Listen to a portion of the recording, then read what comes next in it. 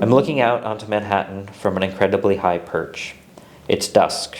I can tell because the sun is falling from the heavens into the horizon stage right on the edge of Hell's Kitchen, dyeing the sky an ombre of aubergine, magenta, and tangerine. Dawn is never that ostentatious in presentation. She's quite efficient, beaming with clear blues and bright yellows, crisp white. Dusk is such a drama queen. Once the wind blows my willowy frame just enough for me to instinctively dig the heels of my black leather Chelsea boots into the ground I stand, I realize when I feel a springy resistance under my Achilles tendon, I am on the oversized eaglehead gargoyle jetting out of the southwest corner of the Chrysler Building.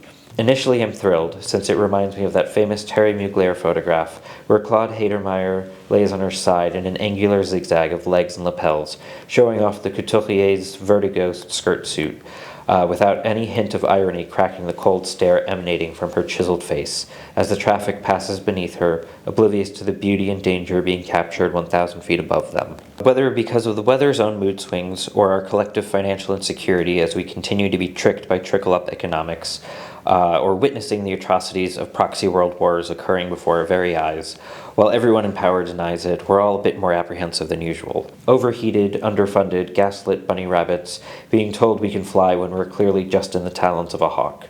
Who wouldn't be fucking panicking? Of course, I have a better reason to be panicking than anyone else as I lay here clutching for dear life, keeping my body pressed down against as much surface area of Big Bird's head as possible. And of course, when I open my poison ring, the one with the lab-grown alexandrite that changes color just as well as a naturally mined one, there is but a speck of Ativan dust that the zephyr in the sky sweeps all the way to the Hudson River. It already ruined my hairdo. Now the wind steals the last bit of drugs I'll ever have on this plane of existence. To think I only made it 30-something years and this is how I'll go. I didn't even break even. I have only officially lived in New York for 15 years, while the other were spent torturously out of reach on the periphery. Well, I never played my life as a numbers game anyway. Maybe this was for the best. Maybe this is how everything was supposed to wind up. Destiny, fate, kismet. Perhaps this was all the inexorable consequence of a life lived with the post-conventional modalities relegated to the periphery of ordinary existences, only ever crossing paths with normal people to mutter snide comments at them. My head was always in the clouds, my vision beyond the horizon. This started to seem correct. Why on earth was I clutching for dear life when I'm dead tired of swirling around this mortal coil?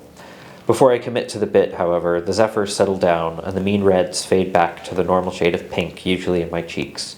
I raise my head up a little higher, my bleach blonde quiff having flattened to a forelock caught between my Wayfarer sunglasses and tear-filled eyes, gazing out on the sweeping, swirling cyclone of cement and crystal, coruscating in the twilight, taking in the panoramic point of view atop a spire to aspire to.